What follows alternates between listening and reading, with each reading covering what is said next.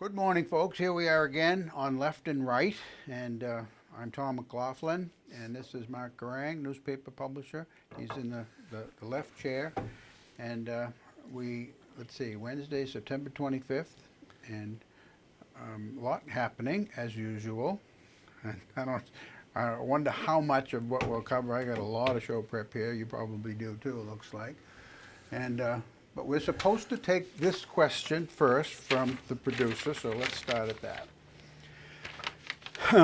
If President Trump withheld military aid to Ukraine as a means of pressuring them to dig up dirt on Joe Biden's son, should he be impeached?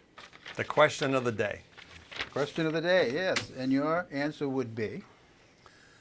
Well, I think there's two parts to it. One, he's already admitted he's done it. And Giuliani said he did it. Yeah. So that, I think, pretty clearly is impeachable. Like, you can't represent the United States and use the power of the presidency for your own political gains. I mean, if there's any cause for impeachment, never mind all the other reasons that Democrats would say he should be impeached by Stormy Daniels' payoff, collusion with Russia, the obstruction of justice by firing Comey and all that kind of stuff. But this one is clear as a bell. And I think even the Republicans are saying if there's indisputable evidence, although the diehard Republicans, I think, was it Lindsey Graham this morning said that if it turns out that that's true, although he's already admitted it. So, but anyway, whatever true means is that Lindsey Graham would be very disappointed. So I think it is impeachable. And I think Pelosi is doing the right thing. I think that they have no choice at this point. And so that's number one. So number two is that this is, to me, very typical of Trump. Like, Trump just does everything in his self-interest. Sometimes it's kind of interesting. Sometimes it's kind of cute. Sometimes I kind of like it just because he's speaking his mind. But this is just consistent with what all he does, that he's done all the time, whether it's fighting with the weather people about whether the hurricane is going to go to Alabama and drawing that little crazy map with a Sharpie pen. I mean, that's just Trump. So if this is finally the sword that he's going to fall on, like, it's just not surprising because it's just consistent how he acts. It's just that this time he may have fallen into a trap that's a little too deep to get out of. Point number two. And point number three is that, and this is a question that if you can answer this also, is that how far will the Republicans go in defending him? Like, at what point? Like, Democrats always defend Democrats, Republicans always defend Republicans, but how far? Like, is this the tipping point for any rational person who looks at this and say, we cannot have our president withholding military aid to a country who's literally the front line against Russia? Okay. Interesting that you two things you said in your first and second point. One, you said he does everything in his self-interest. Well, that's an overgeneralization. I mean, certainly he does some things in his self-interest. I think I would concede the left's point always that he's a narcissist. I mean, it's hard to dispute that. Yeah. And so in his self-interest, self-aggrandizement, yes, certainly Right. lots of that. But he does everything in his self-interest. When he talks about, his slogan, "Make America Great Again," and the things he's doing with China, with renegotiating the Mexico and Canada, the NAFTA treaty, with so many other things, with his Supreme Court appointments and his deregulation and his tax cuts and so forth, although I don't fully agree with the tax cuts because in light of the deficit and so forth. But I mean, he's done many things that please me as a conservative. Mm-hmm. The policies that he has pursued, are the reasons for my support of him and my inclination to vote for him with less trepidation than I voted for him the first time. And the first time was, well, what am I going to do here? All right, I'm going to put an X against Trump. In 2020, all things being equal, even this one, mm-hmm. I would intend to, I would vote for him with more enthusiasm. I mean, of course, it's a long way between now and 2020, November, but anything could happen. But the other thing you said, that Nancy Pelosi has no choice. Well, certainly she has choice. And there are lots of examples where presidents have misused their power or have used their power for political purposes, which, if this is as it seems to be, is an example of that. And is it an impeachable offense? Yes. But does Nancy Pelosi have a choice, or any of the House Democrats or Republicans that may go and vote with them? There is definitely a choice, because the impeachment process is itself a political process, and it's only been used twice. And I mean, it was geared up under Nixon, but it never used explicitly impeachment. But it's political. I mean, it's much more political than it is legal. If a cop witnesses a crime taking place, he's obligated to arrest. But then the prosecutor has leeway. Am I going to prosecute this? Well, first of all, can I be sure that I will win a conviction? And that's one criterion for which you'll make the choice about prosecution. And the other would be, how prudent is this, and how much is this a waste of resources, and and is this a prevalent process anyway, and it's just another snowflake that's going to melt, and so what's the point? So she has a choice, and so that's one that's so the question, of course, is, should he be impeached? Well, I think the biggest question there would be one, I think, that Pelosi, why she's held out this long to not impeach, is that it's a very divisive thing. And it may work against Democrats if they want to get rid of Trump and they're using the impeachment process to get rid of him.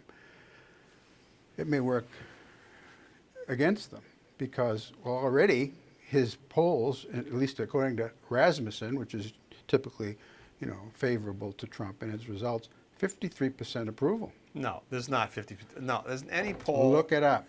Bill, look up any 2 days poll. ago. Look up any regular poll. Rasmussen. Well, is I that said it's a Rasmussen okay, poll. That's a GOP poll? I mean, I don't know you who it is, qualified but it. You qualified I it. did qualify it. I said it's usually the most favorable poll to Trump. Okay. Yeah. That's fine. That's good. But most of the Yeah. other, let me interject and say most regular polls show his approval rating in the high 30s.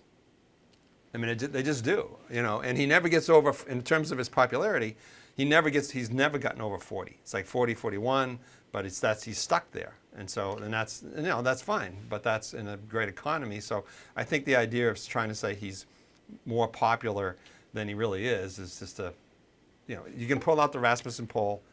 That's great. That's a GOP. It's the only poll I heard since this process Bill, are you looking up has polls? started. Yeah. Okay. So Pelosi knows that just, taking a lesson from the Clinton impeachment, that this same dynamic could apply in a Trump impeachment, because his support, which polls measure at 40% or so, is that an accurate measure of his polls? Well, they were off in the 2016 election. I mean, most of the polls were saying Hillary Clinton has a 95% chance of winning this election, and then all of a sudden she didn't. So they were caught flat-footed. Have they, many more times though, they're accurate in predicting the results of an election, both locally and nationally. The That one was 2016 way off. It was way off, but it was also, and not to go back and litigate the 2016 election, but he drew such an inside straight there. I mean, we know that he literally won 3 states, whatever it was, Wisconsin, Michigan, and whatever the other state was, by like a total of 80,000 votes. I mean, he just won all those electoral. So it was just a total inside straight. Is so it wasn't a very good way the to poll, put it. Yeah. So, but anyway, but I guess I was. But he won. No, I'm not. Of And course so he won. since then, now, okay. Well, But what's the question? You're not answering the question. should he be impeached? Yeah. No. So if he did what if the whistleblower comes out, and this is all reported by the Wall Street Journal, Rupert Murdoch's conservative newspaper, and so he says that, so the Wall Street Journal has come out and said that 8 times he had separate interactions with, what's his name, Zelensky? Yeah. And about doing what he wanted to do some opposition research for Biden there. And this is why this whistleblower has blown the whistle, right? So the question is, if he had done those things that the whistleblower is saying, and we don't know yet 100%, like we don't know yet, although Trump has admitted it, and Giuliani's admitted it, they both said it, Giuliani said it on TV the other night, then is that an impeachable offense? That's the question. So it's No, yes and no. that isn't the question. The question is, should he be impeached? I already conceded that it's an impeachable offense if the decision is made to impeach. I mean, you could have, Sorry. you could say that during the Reagan administration, the Iran-Contra affair, which, you know, Reagan was clearly trading arms for hostages in violation of a congressional Right. act. And so was that an impeachable offense? Yes. Should he have been impeached? No. Well, one thing is and that- that's the judgment that Well, but- George Mitchell made. Yeah, but okay, time. no, that's true. So it is. So you're saying there's 2 questions here, and I think, and you probably know this because you're more of a Reagan fan than I am, but I think, Even though I voted against him and you voted for him. yeah. So Go ahead, Reagan, yeah. I think he actually apologized for that, for one thing, and I don't think he actually knew. That was the whole Oliver. Yeah. What's his name? Oliver. All- Not Oliver Stone. It's the other Yeah, guy. Huh? Oliver North. Oliver Thank you. North, right. So that was the whole Oliver. So Reagan, at least my recollection was, he really wasn't. It wasn't hands-on. Like he didn't even really know about it. From what I remember, he didn't know about it. You know, maybe Possible. Yeah, and Yeah. Oliver North took the hit, and Reagan actually apologized. So this is totally different. I mean, they're not even saying that. So I guess I'll go back to the question, but let me say this first. With Pelosi, is it obviously a political calculation, and I think she was right by resisting the far left by doing the impeachment for all the other things we talked about. Because there's not enough time, because it backfired for the Republicans with Clinton, for all those good political reasons. But when I say she's forced to do it now, obviously she's not literally forced to do it, but like there are like 40 Democrat. Politically, she's forced to do it. Huh? Politically, she's forced to do it. I mean, I think it's in order to keep control of her caucus. well, it's not even. It's a combination. These things are always a sliding scale. One is that there are like 40 reps who are Democrat reps who are in swing districts who have come out now and said, look, we have to do the right thing for this. We have to do the right thing. The right thing is to impeach. This is obvious. And they're not voting to impeach. They're voting just to start the an inquiry. investigation. Yeah. So that's the whole thing. So so she sees that it's a combination of that. Now her middle part of her representatives are saying that it's time to do it because it's right, and she's doing it because it's the right thing to do. Like this is such an obvious infraction that I think they have to. I mean, if we don't even start the inquiry with this, I mean, where do we even draw any lines about anything what the president can do? Okay, well, you'll remember that the Clinton administration, both Iran-Contra, and also during the Nixon impeachment proceedings, it began in the Judiciary Committee of the House, and Peter Rodino, back in the '70s, was the chairman, and then they had during the Reagan thing, let's see, I forget what committee, but the procedure is not set in stone. I mean, the Constitution in Article 1 says that the House has the power of impeachment, sole power of impeachment. So, but how the procedure for that? The Globe had an interesting article this morning and saying, well, how is this going to work? And basically, all through the article, it goes to the House for the impeachment, then it goes to the Senate for the trial. Right. Simple majority in the House for impeachment, 2/3 majority in the Senate to convict. But what are the procedures? Should it originate in the House Judiciary Committee as it did in the '70s for Nixon? Or should it be just on the floor? Or could she just put it up for a vote right away without any kind of an inquiry or investigation? All that is up in the air. So it could happen. You can't really predict how this is going to go. But what's his name? from New York, the congressman, head of the Judiciary Committee, used to be very fat, now he slimmed down. Nadler? No. Nadler has already started investigations into Trump, and still thinking that, he's going to use the Russian collusion thing or obstruction of justice to come out of that. I know you believe all that was actually happened, and I think is baloney, and it's been proven to be No, baloney. it hasn't been proven to be baloney. I mean, the well, Mueller in report my didn't say opinion, it it's wasn't been- baloney. The Mueller report was pretty straight about that. It just wasn't. He said No Mueller said you evidence. can't. Mueller said that if he was a private citizen, he would be criminally liable for this, and because you can't prosecute a sitting president. But anyway, so you think You're not back going to to convince me. Okay, fine, that but you Mueller think- couldn't find it. You think that, Mueller appointed all these partisan Democrats, Hillary supporters, isn't to Mueller be a Republican? They're all Republicans. So all the Mueller justice- appointed partisan Democrat Hillary supporters to write it all. Mueller didn't even seem to know what the heck was in it when he was interviewed before the House Judiciary Committee. Look, that's not the issue of the day. So the question is this an impeachable offense? Is it I already impeachable? said that it was. Okay, so if it Should comes he up- be impeached? No. Okay. And is Nancy Pelosi obligated? She has to do it. She doesn't No, have she to doesn't do have to do it. Politically, she does. And I think at this point, and I've been always in the camp of, don't impeach the guy, even of all these things that I believe that are impeachable. I mean, I think the campaign finance. I mean, paying off a hooker. I mean, all these things that he actually did. You don't deny those. I don't deny that he did them, Yeah. even though he does. But I don't think that they are impeachable. They're not even illegal. No, like the Southern campaign District of New York was trying to prosecute it, and they couldn't. They dropped the case. It's a violation of the campaign finance laws to pay somebody. Isn't. All right, fine. We've already argued that. Okay, so, but it was interesting to see Lindsey Graham from the 90s talking about why we should impeach Clinton, and when he was a congressman, and he was saying, they were running some Okay. tape about him, and it had Okay. nothing to do with anything that's legal. He was talking about we had to cleanse. Yeah, he was on the we had to committee, cleanse. wasn't he? Yeah. I think I'm paraphrasing here, but basically, so we have to cleanse the presidential office. We can't have this kind of behavior, Yeah. immoral behavior. Yeah. And it's like, fast forward 20 years, and all of a sudden we can accept immoral behavior.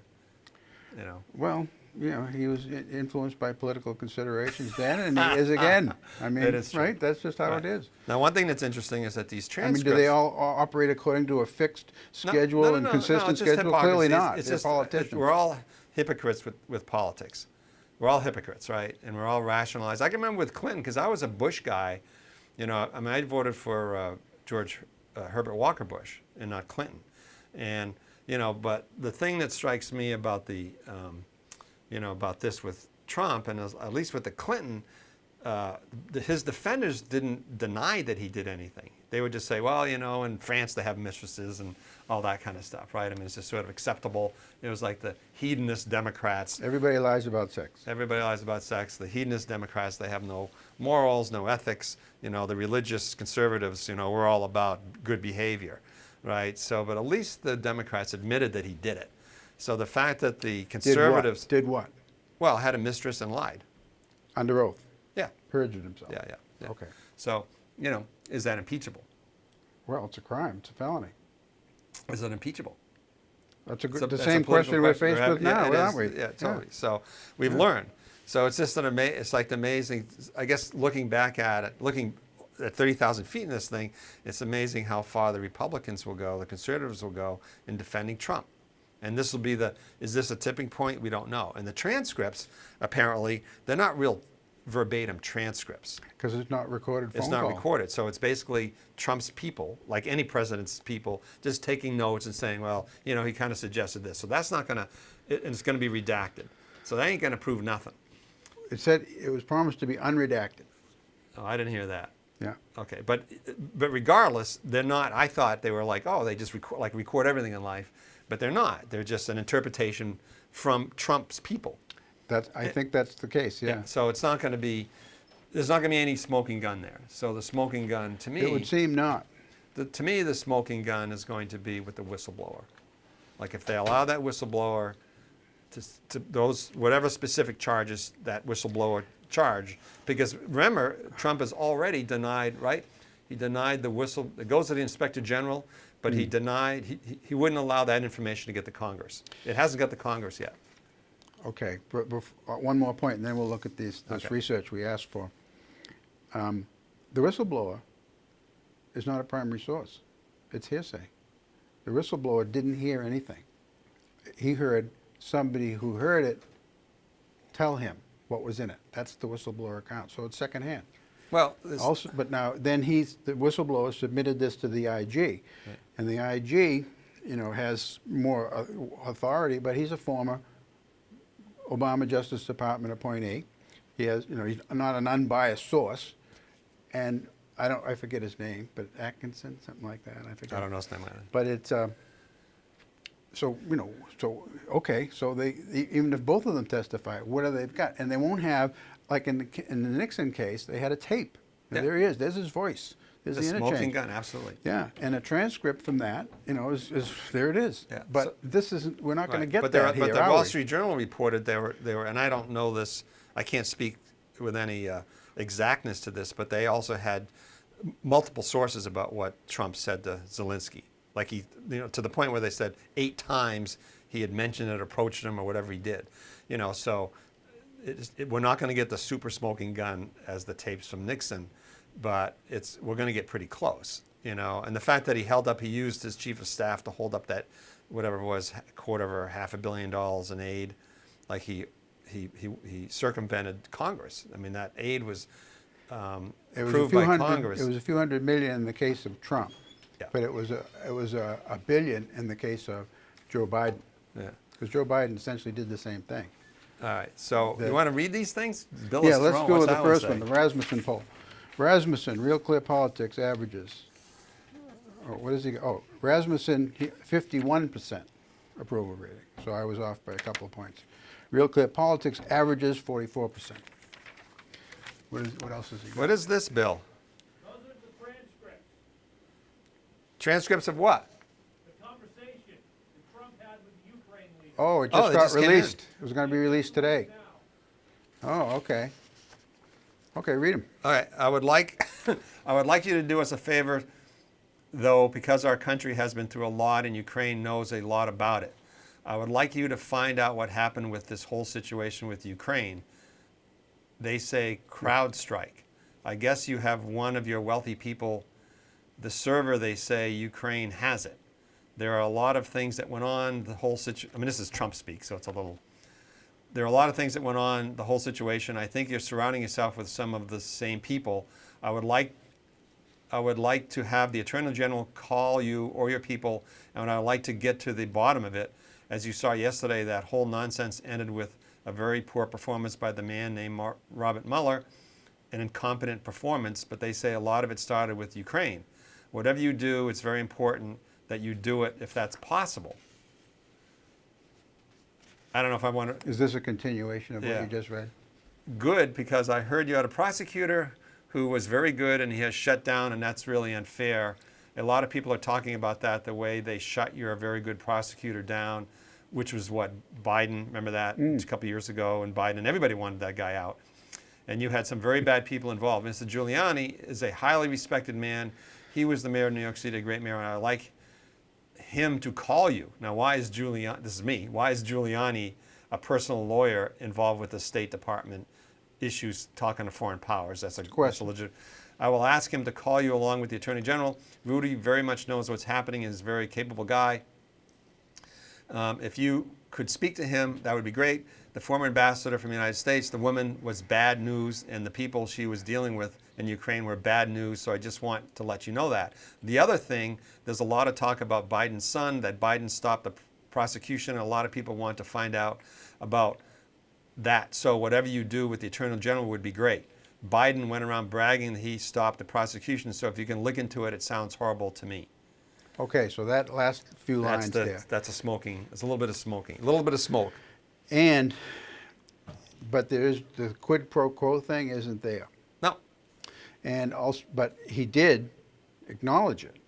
Well, no, he did. He did days before this phone call, weeks maybe. He did suspend it. Right. I think it was $400 million. Yeah. And So, I don't know. I mean, a this few looks pretty wisps bad. of smoke. Yeah. Is that enough to? Is that is there a smoking gun? I wouldn't call it that. Would you? Now after No, reading it's it? not. I mean, smoking guns are the Nixon tape is Yeah. the standard bearer of Yeah. smoking guns. Right. I killed the guy. Yeah. And so to that, no. But boy, when he mentions Biden, I mean, he mentions Biden And his son. and his son. He's got Rudy involved, which he shouldn't be. He stopped the. I mean, there's no reason to stop that aid. I mean, that's Do you still congressional. think that's an impeachable offense? I do. He's using the power. He's corrupting the power of the presidency for this idea of looking at Biden's son. This is the only reason he's mentioning Biden is because of Joe Biden and the politics. I mean, that's pretty darn clear. The other, I'm just going to make an aside. Can you imagine if you're like the Ukraine? What do they speak in Ukraine? Russian? Some dialect of Russian, right? I would say probably it's certainly related. Yes. Yeah, but some Slavic, Russian, Eastern Europe. But can you imagine the interpreters like listening to President Trump and trying to decipher his syntax when you can't even understand it in English? Well, he seems to be all over the place there now. I understand there were 4 people who heard this conversation. Was it on speaker? Did they hear both ends of the conversation? Does Zelensky speak English? Was the conversation in English? Are they hearing, the back and forth, or just Trump's side? It Yeah. seems like it's just Trump's side. We don't hear anything from Zelensky in there, so I don't know. Well, I think the circumstance. I mean, just looking at this, like there's this, page 4 here and another page. I think I think there's more to it. He's giving us the juicy parts. I'm certain. Well, it's funny everybody's 'cause, scrambling on I it mean, we're now, sitting right? here in real time seeing this Biden thing, and we don't know what the repercussions are. Repercussions politically or Yeah, I mean, or anything. legally? We don't know what's going to happen. Like, we're sitting here in real time seeing this for our first time. Like, we haven't had the advantage of reading your stuff that you read or reading my stuff or watching TV. Like, we literally don't know. So this is a rare time that you and I can have an opinion without being influenced. So that's interesting. So we'll just say, since this show is going to be on, obviously after there's next going to couple be of weeks, reaction. here and there. So you got to think, like, I think this is enough smoking gun. You're saying it's not, but we'll find out. I think Trump's statements that he made on television and the ones Giuliani that you referred to, those are more damning than this. I mean, what they actually said Yeah. about what happened, and that they haven't held back on that. And Yeah. so that's interesting. The transcript, if this is a transcript, that's not as damning as their public statements have been. So, and I heard Judge Napolitano. I don't know if you Yeah. know who that guy is. Yeah. He's the He used Fox guy. News. Yeah, and he said yesterday that just Trump's what he said to the press is illegal. What he said is illegal. It's a crime. You mean what he said by divulging information, or I can't quote what Trump exactly said, but he said, yes, I did talk to Zelensky, and I did ask him to look into, this affair with the Biden and his son.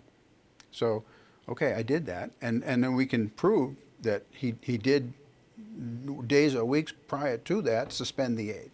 So, is that a quid pro quo? Was one, Yeah. it's a little bit loose, Right. But to just use the presidential authority to help your campaign with a foreign leader. And here's what he said: the This is the illegal judge. part This is is the using a judge. foreign Right. government to help your campaign. It came down to that particular fact. And so Napolitano said that's a crime. Yeah. So there you right. go. So then the Well, question no, is, that's persuasive to me. I mean, I Yeah. trust Yeah, yeah. Napolitano's judgment. I think he's a sharp guy.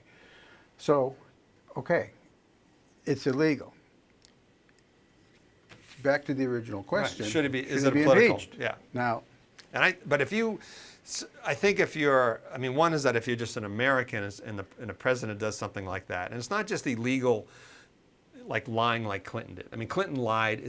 He committed a felony by lying, but it was something obviously personal and stupid, right? I mean, the whole is thing. He wasn't bringing in foreign powers. He wasn't he was just lying to protect his butt, by parsing the words of is, right? But so, I mean, you admit that, like in terms of the scope of he seriousness. committed He also obstructed justice. Yes, but it was about. He tried to get her out of town, get Right, her a no, job in New York and all that. In terms of national security, are you equating what he did with Monica Lewinsky to us screwing around with one of our enemies, one of our allies? I mean, are you seriously saying Monica Lewinsky is as important to our national security than President Trump screwing around with the Ukraine, who's on the border with Russia, and he's potentially stopping aid? The national security implications of it, you think, are more persuasive. Yeah, I mean, do you agree with that? Than I mean, what Clinton did, which was on it. He committed felonies, Yeah. and he was right. Yeah. Impeached, not committed. He was I mean, impeached. He was wasn't impeached, but convicted, but he was impeached. He committed felonies, but he was never prosecuted for those. Well, he got Okay. dismissed but he got.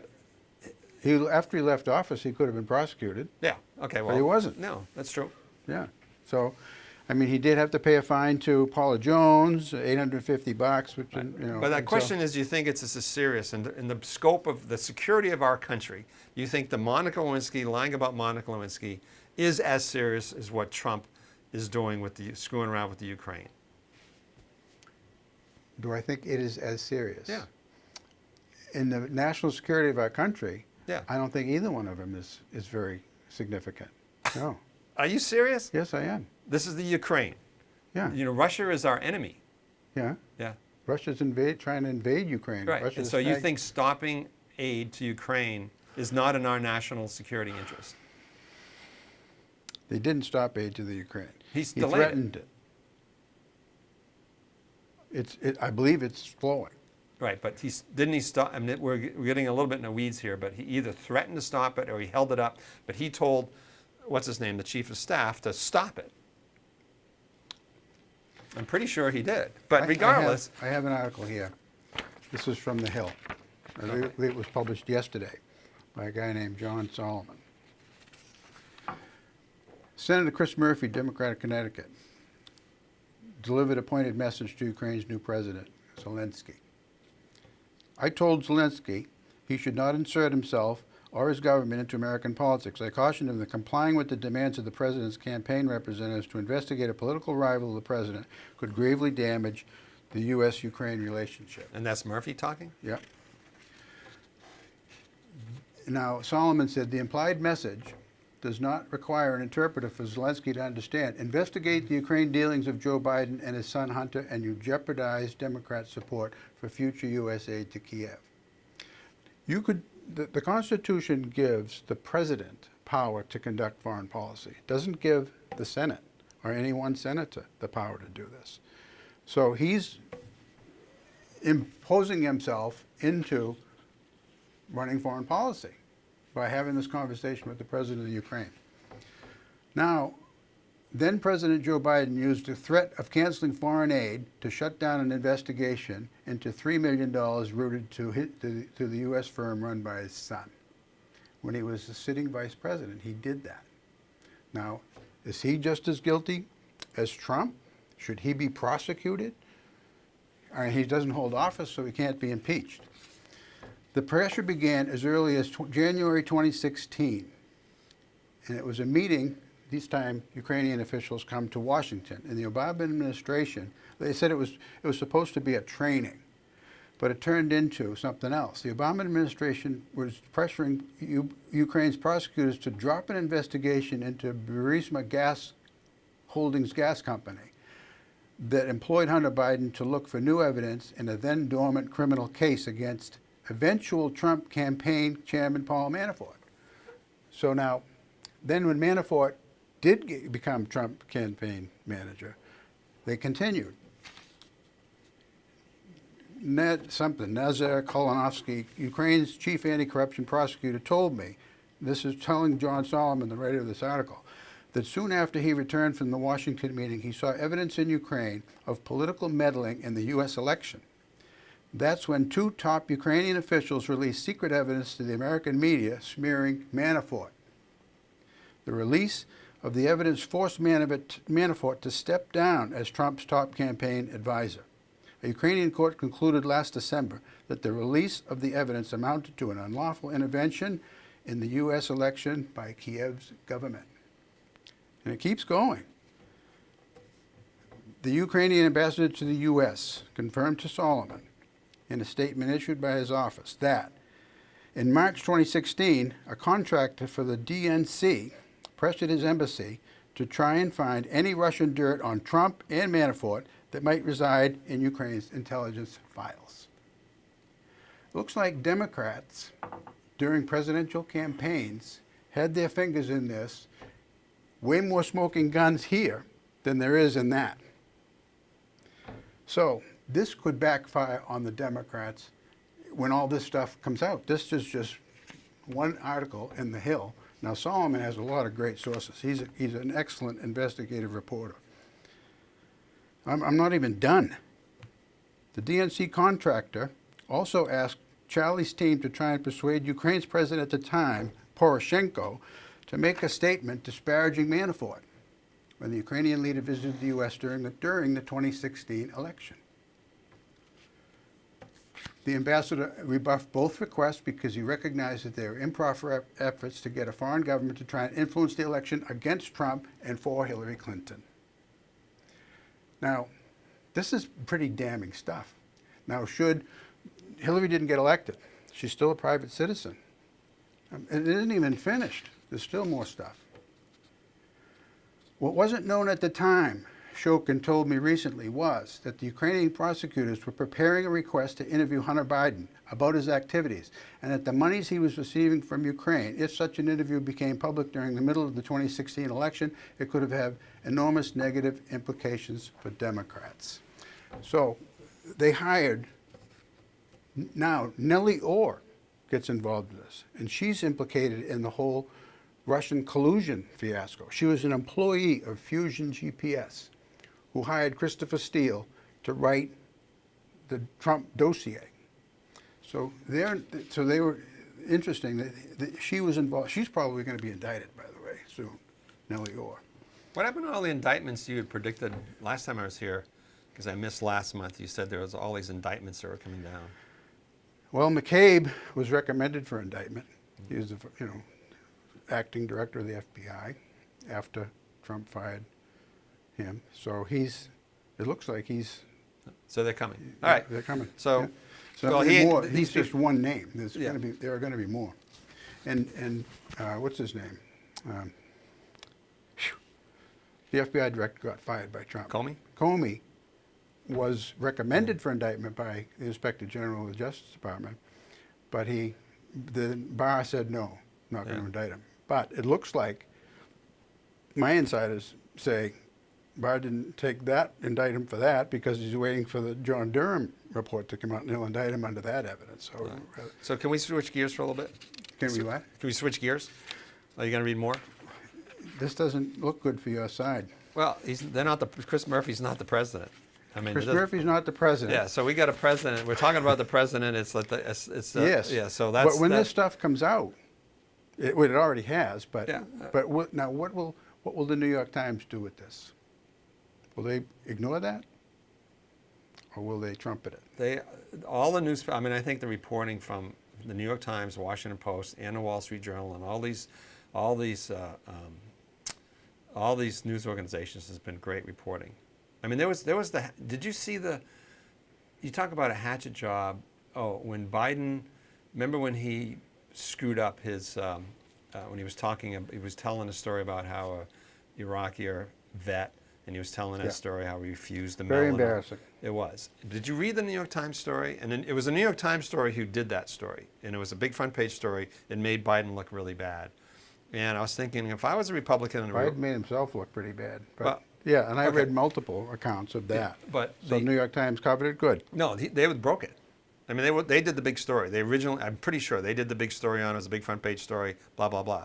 But when you read the story, it seemed like such a hatchet job because at the end of the story, now Biden had it wrong. Like he just conflated. He said he was down. There was a certain small thread of truth, but there was a big thread of truth because he actually had given whatever medal that was to an Iraqi to a veteran who had saved somebody, and that veteran had said, "Hey, I don't deserve it," or whatever it is. That's true. So that part of the story true. was totally true, except he just conflated it with some other story about some other guy. Yeah. You know, and that to me was a total hatchet job because he just didn't make it up. He didn't make up the whole story. I mean, he embellished it. He embellished it, and he got confused. You know, it's 10 years ago. He's been to Iraq and Afghanistan a million times, so it just seemed to be a total. So that's my point is that when you're saying, "Oh, the New York Times, are they going to do anything about printing anything that's going to be to put the Democrats in a bad light?" I thought that was a total hatchet job of a story, considering what Trump literally says every day. And I know it's easy to make fun of Trump when he takes his Sharpie out and changes the maps, you know, with the hurricane and that kind of stuff. But You brought up that hurricane thing a couple of times now. Yeah. I remember seeing a report when, okay, here comes the hurricane, and you know, which track is it going to take? Is it going to go up the East Coast, which it eventually did? The early reports indicated it was going to go across the peninsula and then go up into the Panhandle. There were some very early reports. So yeah, but that wasn't. I saw them. No, but that wasn't the. But the point is that He was trying to cover up. he was trying to cover up. I mean, he made a mistake. I mean, you know, even if he just, it's just right that you get this track, you get that track, because he said Another it was, example of his narcissism. Yeah, totally. I mean, Yeah. it's just ridiculous. I won't argue that. Did you hear that Anthony Scaramucci? What his famous line now about, because there's a whole, I think it's a TV special or a cable special on Roy Cohn. You know, and Roy Cohn? Yeah, and he Yeah. was like Trump was a protege of Roy Cohn in New York. They were buddies, and he learned all this. He learned how Oh, after because early, back in the 80s. I mean, back in the Cohn 80s. was active in the 50s. Well, he was House McCarthy. Un-American Activities Yeah, Committee. So back when Trump was a young guy, whenever that was. And Cohn might have been an old guy In the by this 70s, time. right. Okay, And there are many go ahead. photos of those guys together. Okay, yeah. And he and Trump, I'm just kind of digressing here, but Trump has really adopted the big lie, the Nazi Germany big lie theory, is that when when you tell a lie, you tell a big lie, and you tell it over and over and over and over again, so people eventually believe it. And then it's also like when someone hits you, you hit back twice as hard, and you double down, and that was Roy Cohn's thing. So Anthony Scaramucci, Yeah. said, and I'm sure you've heard this line, that if Senator McCarthy and Roy Cohn had a baby, it would be Donald Trump. Scaramucci, he doesn't like Trump, does he? Well, I mean, he doesn't, Well, anyway, that's the story. So I got 10:51. Bill, how much time do we have? 17 minutes. Oh, wow, 17 so we're minutes. late. Do you want to go to Okay. another? Oh, I wanted to switch the subject and ask you about the Democrats. Who do you think, like the polls are changing with, with Warren? Seems to be in basically the lead in with some Biden. polls, So yeah. what's your take on all that? Well, I mean, I think she's going to steal the thunder from Bernie, and Bernie is declining. She's rising, and the others are, Kamala Harris is hanging on. I guess is in the top tier, and there's one other. Who would that be? Pete? Pete Buttigieg, right? Okay, so it's still early, and it could fluctuate again many times, but Warren, it seems to be weathering the Pocahontas thing, and I mean it'll come up again, I'm sure, but that's the biggest drawback to her. She although I saw it just this morning that Bernie has come out with something. He's trying to one up Warren's wealth tax. She wanted a 2% wealth Right, tax yeah. a month or two ago. She proposed that, and Wall Street, went, oof, okay. So then, now Bernie's doing her one better, saying that, okay, we're gonna have a wealth registry, because if this tax were to look like it was going to actually pass the Congress, then millionaires and billionaires are going to pull their assets out of the country. So he said this wealth registry will prevent that. So we're going to basically cement them to the United States so that we can take 1%. And he's going to have us 1% for millionaires, another percentage for billionaires. And will it be annual, or will it be more than annual? And so I forget all the details, but that's essentially what Bernie is now proposing. So now what will Warren do? Well, clearly he sees what Warren's doing, so I think it's clear. So he comes out with this because they're appealing to the same, hate the rich constituency in the Democratic Party. No, I think, I think Bernie's had his time. And a lot of people in the Democrats just don't like him. I mean, for all kinds of reasons, they just don't like the guy. So I think he's on the way down, and he's done. And Warren, and I've said this before, is that I don't like. To me, she's too extreme by saying Medicare for all. That's and then which means other people are going to lose their private health insurance. I think that's just bad policy and all that.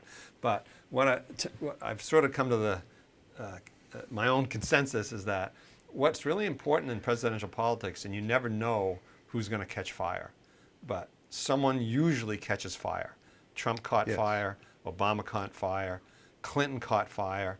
The only one that I can think of in recent history is the only one that didn't catch fire was Bush and Gore. And neither of those guys caught, I mean, they didn't really catch fire. I mean, Bush was sort of the anointed Republican and Gore was the vice president. So, and that turned out to be that awful, just slugfest partisan. But except for that, it usually takes a candidate that catches fire. So Warren has caught fire. I mean, she's catching fire and she's caught fire. So I think she's going to be the person. And my response would be, not that you asked, but to say, well, she's got these radical, they are pretty radical ideas about, dismantling the big tech companies, all that stuff, is that, that's where she starts and she believes it. But none of that stuff is going to get through if she was a president. And when you think of what presidential candidates say in the primary, when you compare Medicare for all, which is a pretty radical idea, and for regular policy compared to like Trump saying he's going to get Mexico to pay for the wall, which I don't think even you believed that Mexico is ever going to pay for the wall. But, Well, both of these proposals, the wealth tax by Warren and Bernie, ought to pay for Medicare for all. Yeah. I didn't mention that, but both of them have claimed that that's how they're going to do it. Yeah. So, well. Yeah. All right. So before we go on to the last question, Yep. there's something else about the New York Times that you brought up, and I don't know if you've heard this about. First of all, after the two shootings over the one weekend, one in Ohio and one in Texas, then the New York Times came out with a headline, and it was Trump urges unity versus racism, because he came out with a statement when he went on TV, and that's the way the Times ran the headline, and then lefties on their staff and Democrats in the country hammered him for that. Dean Baquet, who was the editor. Huh? Hammered who? Dean Baquet, Oh. for coming out with that headline. Okay. Said, this is not anti-Trump enough. So he convenes a meeting. Have you heard about this? No. He convenes a meeting, and it's in response to this hullabaloo over the headline he picked, which was too pro-Trump. He says, and somebody was taping it. He released the tape to Slate magazine, who ran a transcript. So this comes from the transcript. This is Baquet. We ran our newsroom to cover one story, and we did this be the Trump-Russia collusion. And we did it well. Now we have to regroup and shift resources and emphasis and take on a different story. Now we set ourselves up to cover that Russian story, and we won 2 Pulitzer Prizes. But the day Bob Mueller walked off that witness stand, this was when he was bumbling, 2 things happened, Baquet said. Our readers who want Donald Trump to go away suddenly thought, holy shit, Bob Mueller is not going to do it. And Donald Trump got a little emboldened politically, I think, because, for obvious reasons. And I think the story that changed, a lot of the stuff we're talking about started to emerge 6 or 7 weeks ago. So we're a little tiny bit flat-footed. I mean, that's what happens when a story looks a certain way for 2 years, right? Now we're going to change. And so here is the big thing. I think we've got to change, adding that the Times' new focus will be to, quote, write more deeply about country, race, and other divisions. I mean, the vision for coverage of the next 2 years is what I talked about earlier. How do we cover a guy who makes these kind of remarks? How do we cover the world's reaction to him? How do we do that while continuing to cover his policies? How do we cover America that's become so divided by Donald Trump? How do we write about race in a thoughtful way, something we haven't done in a large way for a long time? To me, that is the vision for coverage. You're all going to have to help us shape that vision. But I think that's what we're going to have to do for the next 2 years. Now, that's called shaping coverage. Admitting that we shaped it during the Russian collusion argument, which completely fell apart, and even though you I don't thought you were believe doing that. that to defend the New York Times. That's quite a statement. That's quite a statement. They're talking about how they're going to cover. How do you, the media is always trying to balance. How do we cover every ridiculous thing that Trump says? Do we give him the megaphone?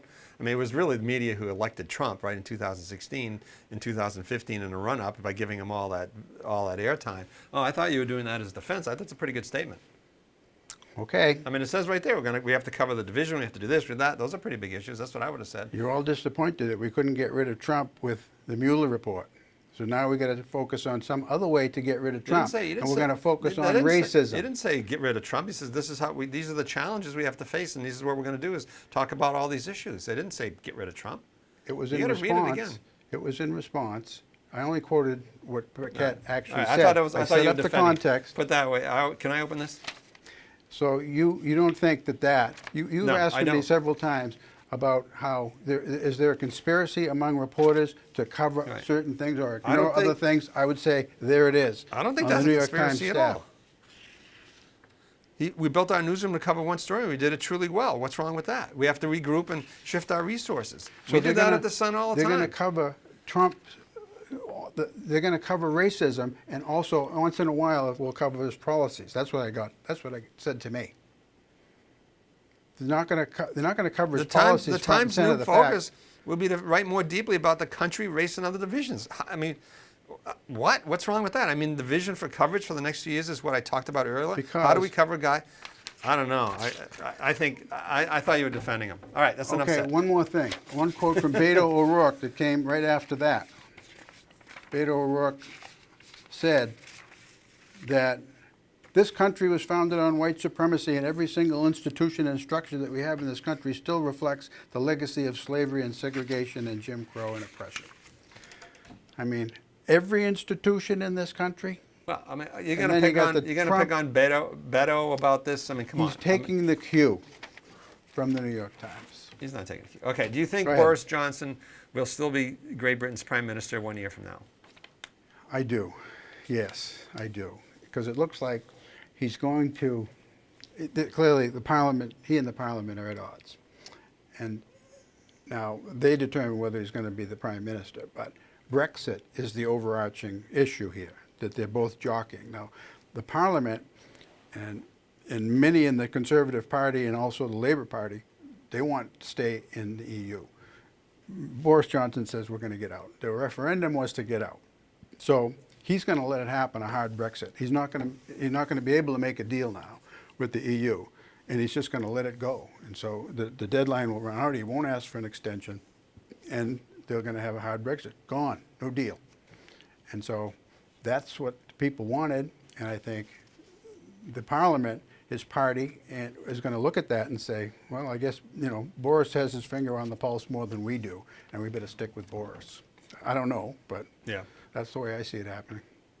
That's as good as guesses I could make.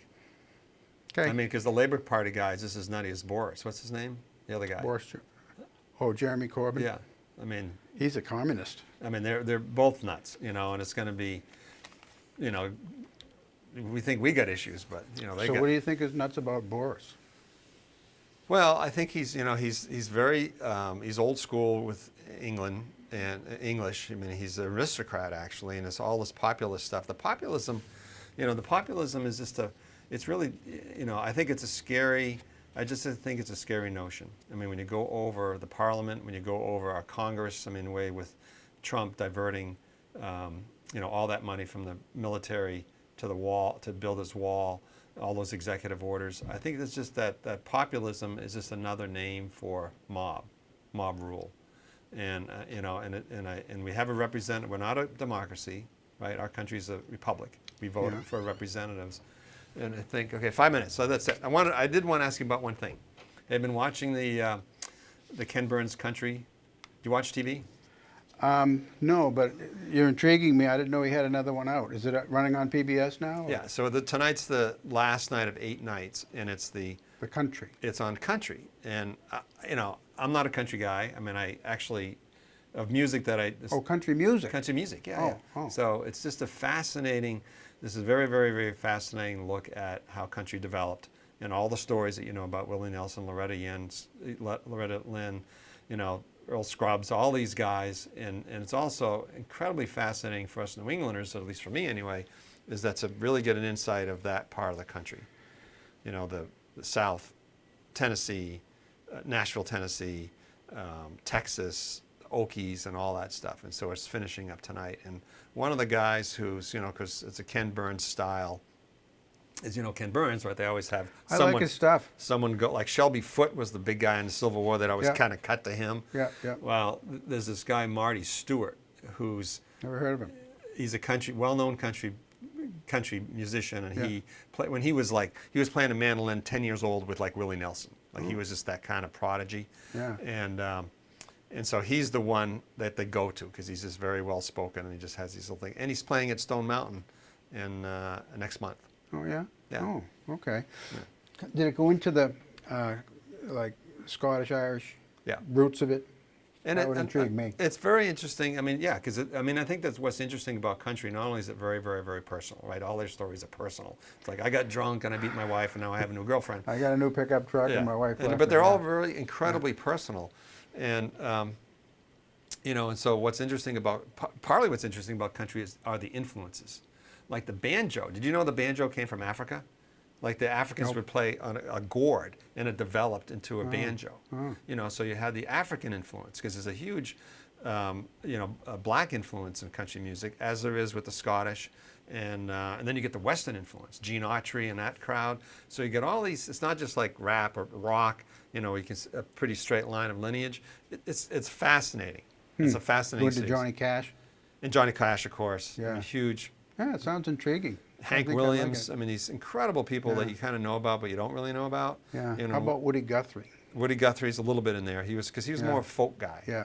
Bob Dylan played with Johnny Cash. Bob Dylan played with Willie Nelson. I mean, Yeah. it's an amazing thing. Yeah. And the other thing you should watch, being a baby boomer, is Rocket Man with wherever an Elton John fan. I like his Back in the old music. days. Yeah. It's incredible movie. It's not going to be the best movie you've ever seen in your life, but just a really interesting autobiography of Elton John. So Elton John wrote it. Well, he produced it. Oh. He was the executive producer, and it was a guy who he's not in it, but it's Right, not right. a documentary. He's but, an actor. yeah, Yeah. but it's Tough pretty role well done. for an Okay, two actor. things to put on your TV list, Okay. and you got to come up with one for me next time, A TV show. or something like that. Yeah. All right. All right. Well, okay, we got a few minutes to kill here. What are we going to do? A lot of stuff going on. I mean, clearly this pending impeachment inquiry is dominating. Oh, the can I news. switch to something local? Okay, go ahead. Okay. So how much time we got, Bill? 2. Okay. Have you been following this the duck thing with the? I can't believe that it's got as much life as it does. Go ahead. Yeah, I mean, so it just, The thing, it's an it's a interesting. duck. Well, it's a duck, but it's But the thing that's interesting to me as the newspaper guy is that the Sun has gotten in trouble many times over its history. You know, and people say you shouldn't have printed that. How dare you? You know, like, and you never know. That's what I'm saying is that That never happens with my columns, does it? not really. I mean, people What? just think you don't tell the truth in your columns mostly, but you know that you're fabricating Really? stuff. I mean, that's Really? usually most of the letters. They say, look, he's just wrong. So sorry, that's a cheap shot. But in terms of us doing this in real time where you don't know, one thing that's cool about being in a newspaper business is that you write stories and you never know what kind of reaction you get. And we've gotten in trouble, and then all of a sudden we get blindsided and we look back and say, yeah, maybe we shouldn't have divulged that name or we shouldn't have done that. But you kind of don't know. You do what you think is right. So, but the big reaction to the story, and this is where the school board didn't anticipate this, or the administration, is that sure, it's a bad thing for a kid to beat up a duck, kill a duck, whatever. It's just bad. But where all the reaction came from is that they only suspended him for three or four games. So that's my question to you: is that if you were a coach, like it's like what the and I say that in a context is that I'm always surprised that the reader, the voter, always has they're basically right. Like when we make a mistake at the Sun, they say, you know, they're right. Like readers are right when we just go over the line. And in this case, I think the people who reacted to the duck story were mostly against the administration by not just saying, look, if you're on any team and you smoke pot, you drink beer, you punch someone in the face, you kill a duck, you're just off for the year. And that's what Has they were. that been the history? Well, I mean, just So I'm asking you, as an adult who's played sports and stuff, like I think, and that's what the people were saying, is that the kids should, and they said a lot, but mostly is that they didn't administer enough punishment, that only suspending them for 3 games is like a wink, wink, slap on the wrist. It happened during an official football Camp. Yeah. So that makes it more serious than if it happened just in the neighborhood and they heard about it. And they played it up. Okay. I got to wrap it up, but I think I think the coach, that was sufficient. You do? I do. Okay. Yeah. And I think I'm just astonished at the reaction over a duck. It's not just the duck, that's what I'm saying. It's how it was handled, but that, we can leave it at that. All right.